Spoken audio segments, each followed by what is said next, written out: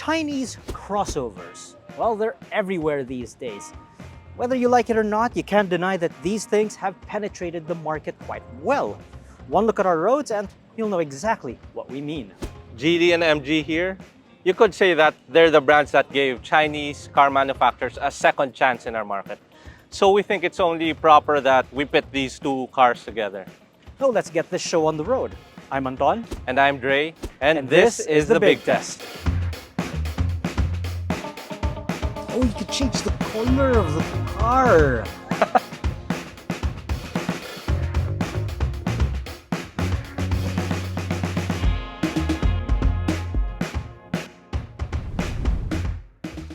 What we have here are the top spec variants of MG and Geely subcompact crossovers.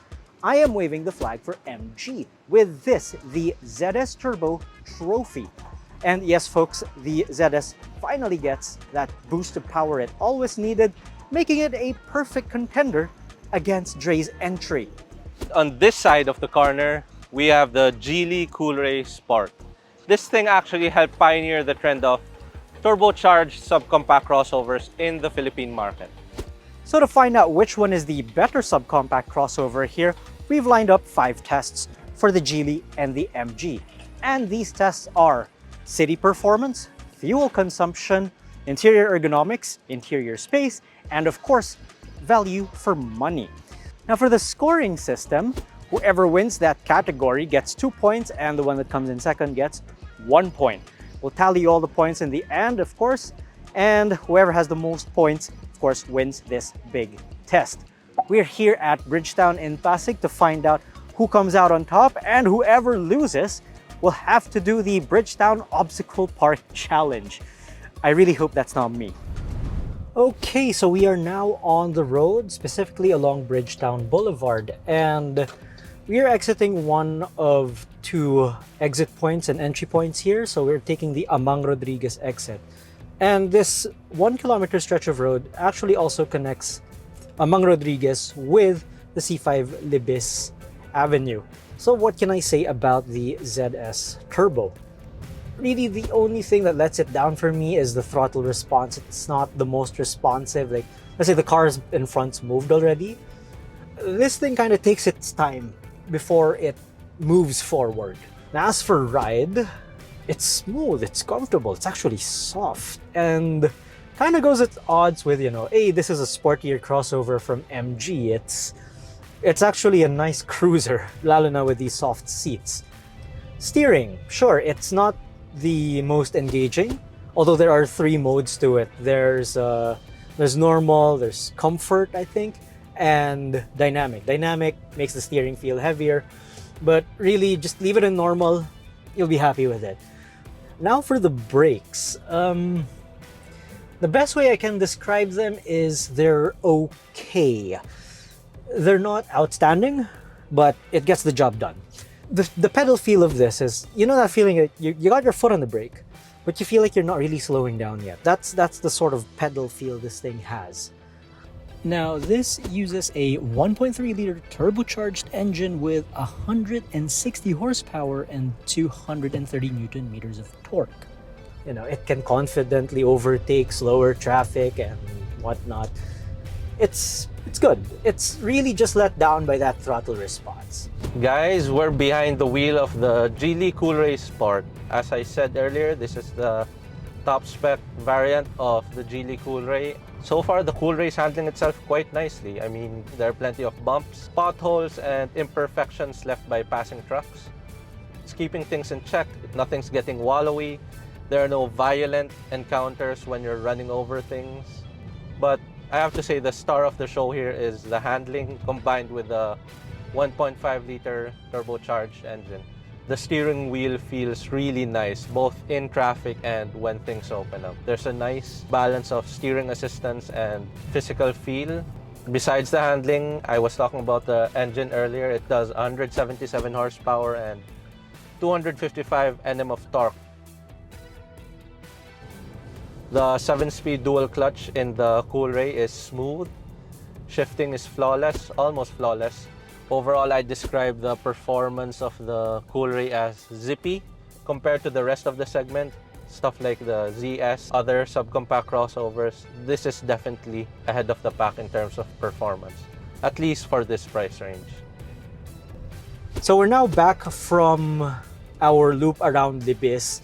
And actually, before we set off, we actually reset our fuel economy meters to see how these cars do when it comes to fuel consumption in city driving traffic. So, how did the MG do?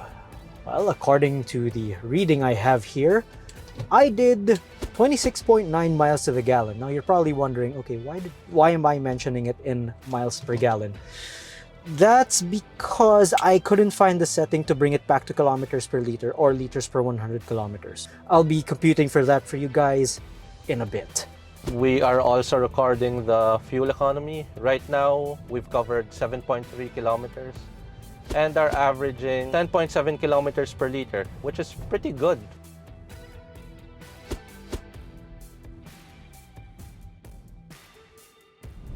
Now we are going to be taking a look at the ergonomics of the Coolray and the ZS later on. Right now we're in the Coolray.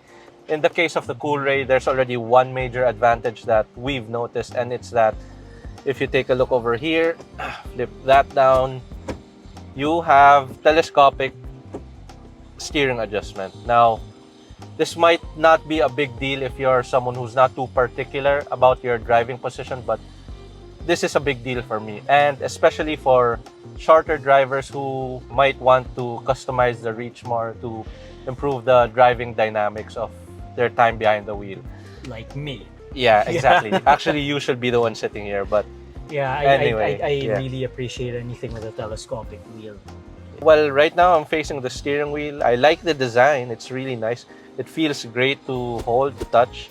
And the controls are very straightforward. You've got this button with the Geely logo actually takes you back to the home screen here in the central display, and you've got call settings, cruise control, all that kind of stuff. So it's very straightforward. There are really no questions asked here. Now, speaking of the display, it's really nice. I have to say that it's one of the best we've encountered, not just in a crossover, but in any car outside of luxury or premium brands in general. Let's take a look at what the 360 camera looks like on this thing. So, alright, so we got 3D mode. Let's play with it because we're children and just want to play around with... Oh, you can change the color of the car! Okay, yeah, this is something you could play around with while you're stuck in traffic. Not that you should do this while you're moving. Other things I like, some people might not be a fan of the fake brushed aluminum trim material here, but I actually like it. It doesn't look cheap or feel flimsy at all. Do you have CarPlay? No, that's one more thing that I wanted to point out. Thank you for reminding me. So what does it have instead? It has a photo gallery. I mean, if you want to show off photos on the really nice screen, you can. Oh, and I think this has a built-in dash camera, if I'm correct. Yes, it does. Okay, so that's something worth noting, guys. You don't have to buy a dash cam anymore. I mean, this one has a built-in dash cam. You still need an SD card, as you can see here, but yes, this thing does have a built-in dash camera. That's actually pretty awesome. And it's got driver input, so it can tell if you... Sige, switch on your headlights. Hello. Yeah. So that's like a black box, ano? Hanep. And the signal and the lights. Wow. Actually, that's something to consider, folks. See, this thing has a built-in security system. Hanep, ah. I'm impressed. This thing is packed. It's got tons of safety, the built-in dash cam, the 360 camera. I mean, no Android Auto or Apple CarPlay, but everything else, I think I'm willing to covered. forgive it for that, because it has all of these. Wow. So the MG's got a tough challenge ahead of it. Yeah. You want to check it out now? Okay, let's go to the MG. Let's go to the MG. Right, Jay, we're now in the ZS, and a couple of first impressions here. I felt like I stepped back in time. Yeah, kind of. I mean, I just noticed the way the steering wheel looks. This, what do you call this? This dimple pattern. Yeah. I mean, I get that MG's trying to bring back some of its heritage, even though it's not fully British anymore. Yes, older cars had these dimpled wheels. Although this is my major gripe with this. It doesn't telescope. So my T-Rex arms kind of struggle in it. But yeah, okay, before we slaughter it, no, we're being nice to it. We're being nice to it. Got a nice couple of things about it. No, it's got that digital instrument cluster, pretty high-res graphics. You know, I like what it shows. It's not as quick, admittedly, as the one in the Coolray though. The screen does take a bit longer to respond. Yeah, your settings are kind of limited here. So you got brightness, speed warning, and next service. You can't really fiddle with it much. Your cruise control though is a stock. Oh, okay. So I was looking for it. So it's a It's bit over there. like it's a bit like old Toyota. Well, new Toyota still do this. So to turn it, well, it's on right now actually. So if it's like this, then to turn it off, you have to push it back, and to set it, it's a button here that you don't really see. So ergonomics wise, probably not on the same level as the Geely. I'm sure you can get used to it eventually, but some things just don't fall into place agad. You know what I mean? The features wise, it's pretty good. I do have Apple CarPlay and Android Auto. Okay, that's that's something an you don't advantage. have. Your home screen is down here, so it does have buttons here. Not much in the way of buttons for your climate. You do have your basics, your on, off, your up, down, and The your interface is like night and day though. I mean, it's a major advantage for the Coolray. Yeah, I have to admit that. And yeah, you can also adjust it. And admittedly, the screen is not as responsive as the Geely. And it's okay, but we came from the Geely, that's the thing. And the difference is night and day talaga. Let's take a look at the 360 view because the one in the Coolray was amazing. So let's see what this has. Okay, you might laugh. Okay, that's not. I mean, it's functional, but Yeah, so that was like from going from 4K down to 480p. yeah, Right there. But features wise, it's competitive. Let's put it that way. It's competitive. It's, you know, you've got your digital screen, you got Apple CarPlay, Android Auto, you got a touch screen. I do admit that the dash is softer. That's nice. yeah. I mean, but who's gonna be touching the dash all the time? That's true. And have you ever experienced soft touch carbon fiber?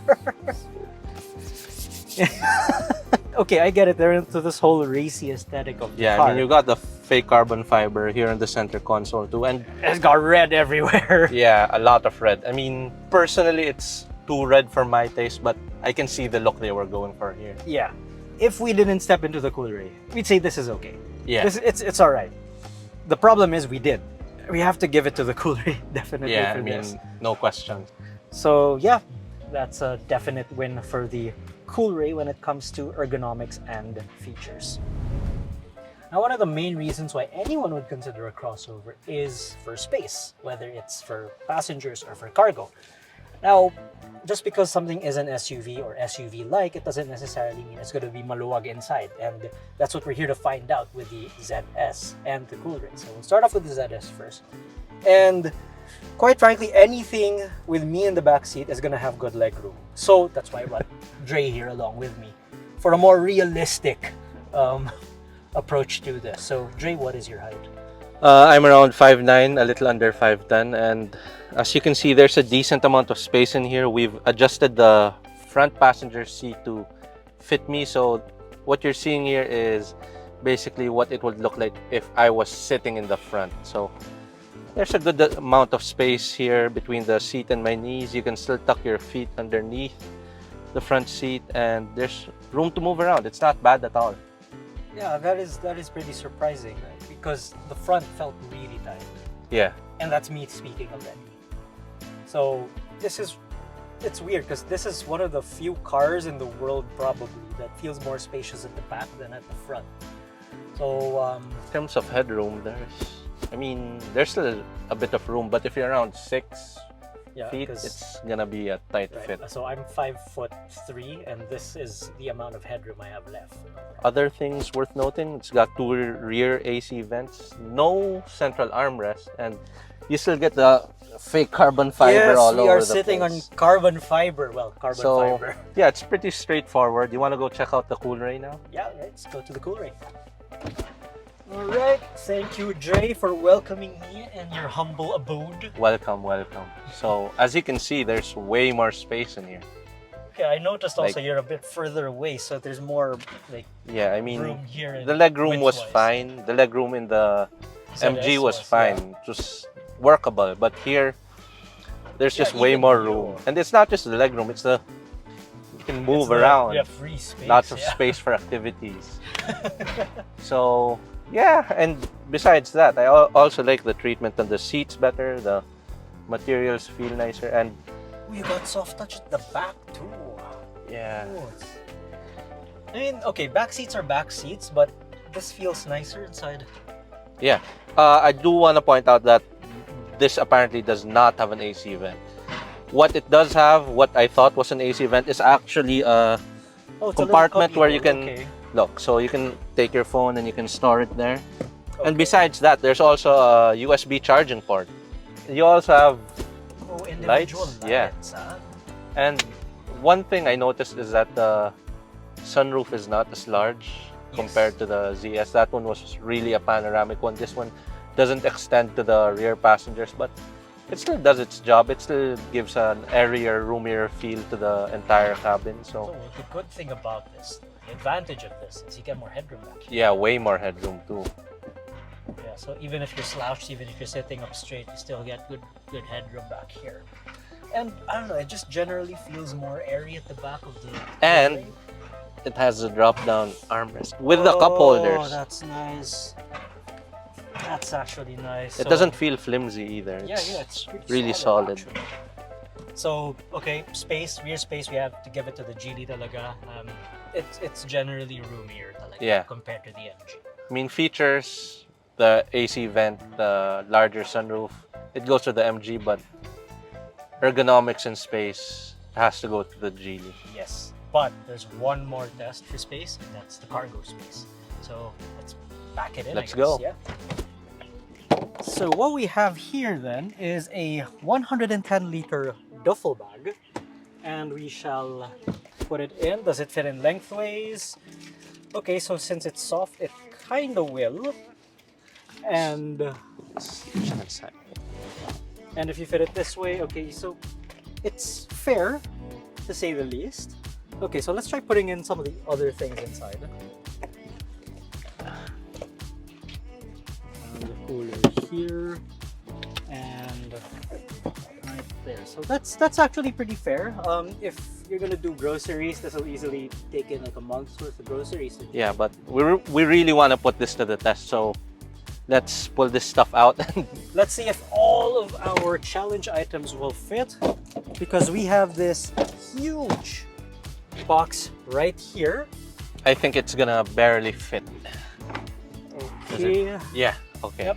So there's Perfect that, fit. but you won't fit your cooler, although there is some space for the Hard case. hard case And the chair. A chair. Width, definitely no problems with the Coolray. The cargo floor area, there's a little bit more usable space from the looks of it. So yeah, let's move on to the MG. Wait, we also want to point out that the Coolray has an automatic tailgate, so And that's something that isn't available on the ZS. Alright, so you mentioned you think that the Geely's cargo area is a bit bigger, but maybe, looks are a bit deceiving here in the MG. Because immediately it's much deeper, although this is a bit of a problem. yeah, I mean, just lifting the items into the back is kind of gonna be a pain Yeah, that's a very because of the depth. Yes. But on the bright side, it's probably gonna provide you with a little more space. in terms of height. So yeah. when we place the items, I'm guessing that the duffel bag is not gonna interfere as much with the visuals from the rear view mirror. Okay, so let's try out the floor space first. Let's get the duffel bag and the... Alright, so try to load it in. Yeah, there's more space. Just... Well, the wheel arches really intrude on it though. Could be wider, definitely. Yeah. Because in the Coolray, we can load it lengthways. But here... Okay, No, so it's it can perfect. do it too. Perfect Alright. fit. So, okay, so floor space kind of the same, although there is more sort of wiggle room in the Coolray and the side area. Yeah, so Let's let's pull it out. Yep. And Big right, box. let's load the big box first. This is the high lift over. You're Yeah. really gonna end up with a lot of scratches for this. But oops, Does it? there we go. Yeah, perfect fit. Okay, it fits in well, and you fit the duffel bag right on the top. Yep. And yeah, it's Yeah. got a little bit more. There's more space here. actually. And it doesn't interfere with your rear visibility. That's another interesting thing to note. You know what? I want to see if you can fit this. Can you? Nah. No, it's not gonna fit in the gap here between the. Yeah. I thought it would because it's a soft bag, but So yeah, but No. actually there's a bit more space here compared to the Geely. So looks can be deceiving. The MG has the larger cargo area here, but accessibility isn't its strongest suit because you have that high liftover. But a win is a win nonetheless. So if we're gonna do overall space, which one would we pick? well, in my opinion, I'd still go with the Coolray. While it doesn't offer as much cargo space, there's still enough, and ease of ingress and egress is easier for items you want to load in the back. Plus, there's way more room in the passenger area, both in the front with the driver and passenger and the second row. So I'm still gonna have to give the win to the Geely over there. Yeah, and I'll agree with you on that. But it's worth noting that the MG has the larger cargo area. Now for the subject of value for money. Now, just because something is cheaper, it doesn't mean it's better value. So, Dre, let's start with yours. How much is your Coolray Sport? The top spec Coolray goes for 1.269 million. And my MG ZS Turbo goes for 1,158,000. Wait lang. 888 pesos. It's sort of a tradition for that company. So yes, this is cheaper, but we already ran through our couple of features for both cars now. And I have to admit, yes, the Geely's more expensive, but it has a lot more features. Way more features. Way more features. And that's on top of more power, more torque, better fuel efficiency too. Here's the question. Are you willing to pay about 100K more for the Coolray? Definitely yes. I would go for it. In some degree, I have to agree with you too. Because, yeah, basically the Coolray just has more. Yeah.